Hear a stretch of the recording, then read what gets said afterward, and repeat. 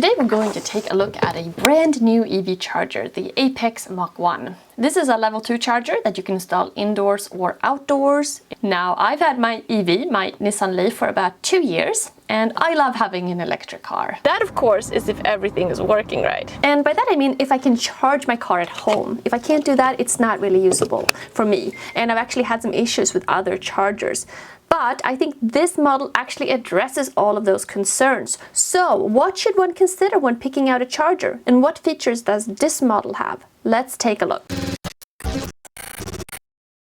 First of all, what do we have here? Right on top, designed in Australia. I think that is a first one for me. And when you open this here, there's first a bag with some accessories. We have a little box. This seems to be the holder for the plug. And of course the cord and the main unit. Pretty thick. And it looks like we have a standard level 2 plug here, which means you should be able to use this for any EV that is using level 2 charging. We also have the 240 volt plug connected, which you can connect to the wall. And here we have the main unit. Okay, so Apex charger, and we have 2 buttons here, current and delay. And on the side here we have the area to swipe a RFID card if you choose to do that. We got some information on the side of the unit, and in the little box here we have, okay, a little pouch, and inside looks like an adapter. Okay, so this is a Tesla adapter. This is kind of nice. This is the first EV charger that I've tried out. And I've tried out a bunch that actually comes with an adapter where you don't have to buy that separately. And it snaps right on, and now you can plug this into a Tesla, and it's easy to remove as well.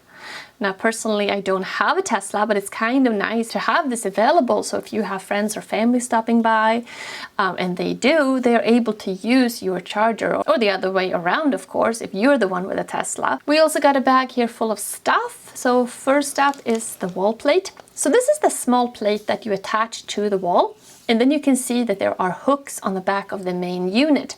And they just kind of slip into the plate. So it's quite easy to get it up on the wall and remove it as well. We have a little bag of screws. Here are the RFID cards, screwdrivers.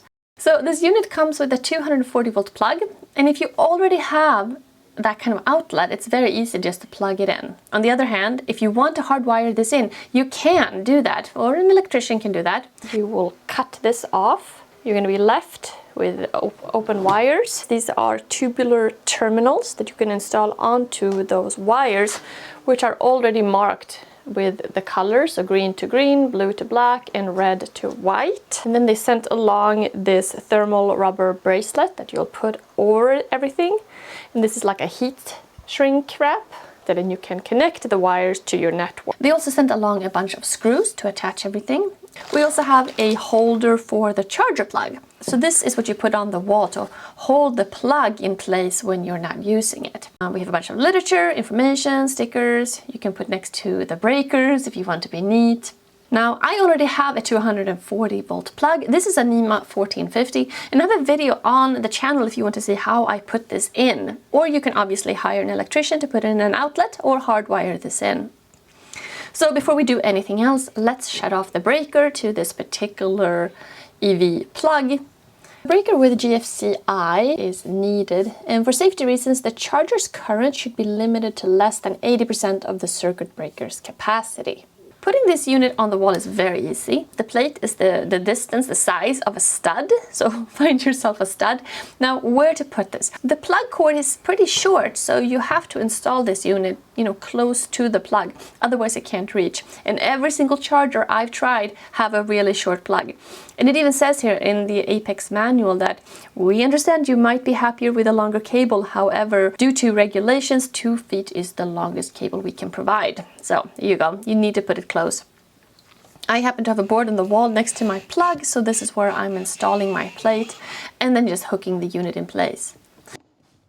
Now let's put the holster on the wall, and if you wrap the cord around, it's going to be holding a fair amount of weight. So you definitely want to put this in the wall securely, like in a stud.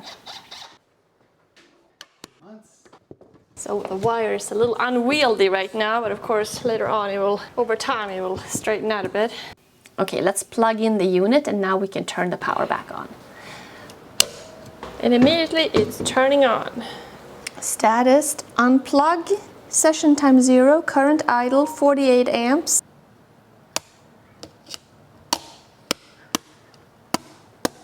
Okay, so we're good here. Let's check it out and plug it in the car. So just plug the car in. Now I can either turn it on through the app or I can use this guy. This is an RFID card. It says Apex Charger on here. The card is kind of nice and substantial. And we have instructions on the back. So we can see this is currently blinking blue. So it's like ready, it's idle because it's plugged into the car, yet it is not actually charging. So we'll go. And now it's charging.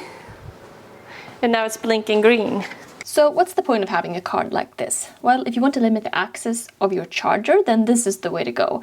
I mean, if you live in an apartment building or your charger is outside and you don't want just anyone to be able to park and use your electricity and your charger, then using a card like this to turn on the flow makes a lot of sense. Plus, sometimes you might not want to fiddle with the app. You just want to turn it on and then the card is faster. Another neat feature is their true plug and play. So this is an alternative to the RFID card or app start. You can enable it by swiping the RFID card on the panel and then holding the delay button pressed for 5 seconds. Then just plug the charger to the car and it'll start charging. And to deactivate it, you just repeat the same steps. So the current right now is 22 amps. Set it to 24 amps, but this is regulated by the car right now.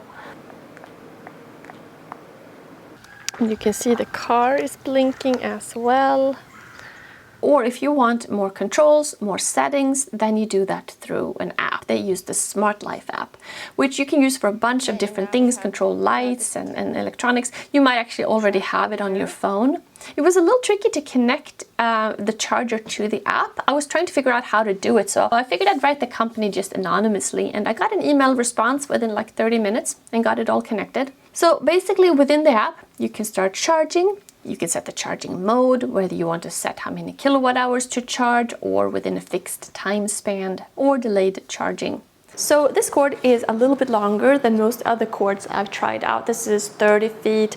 I think standard is like 24 feet, so a little bit longer. Now I have this parked outside.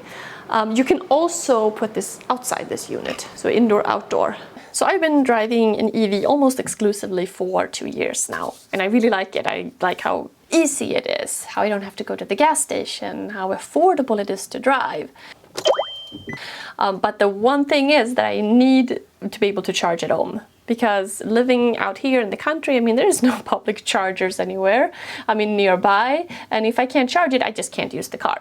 So I've been using a different charger for quite some time, and it's been working great until one day I couldn't log into the app. The app just wouldn't work. I was trying to fiddle with it. I was trying to, reinstall the app, log out, log in, switch phones. I wrote them. I was going crazy because I needed to use the car. I needed to charge it up.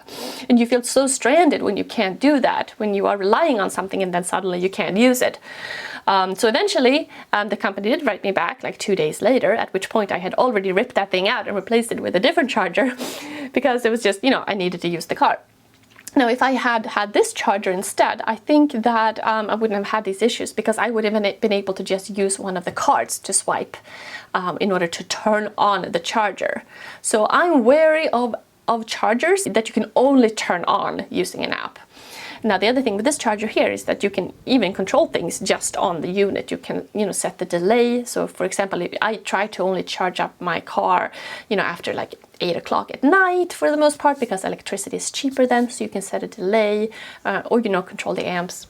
So it's nice with all the controls within the app. But when it comes down to it, you just want the thing to actually work.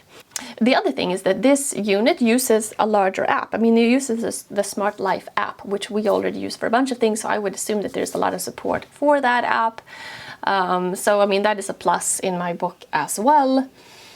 Apparently, this company does pride themselves on their customer service, that they're getting back to you really quickly. And I did experience that, how they did get back to me within 30 minutes, which was good.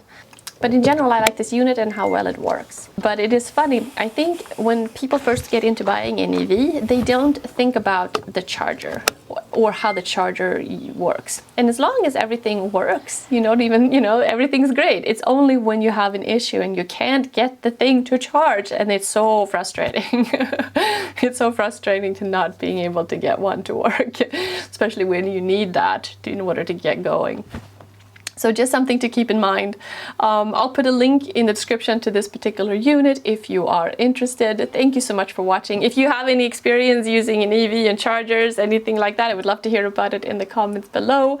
I hope you're doing well, and I'll see you soon. Bye.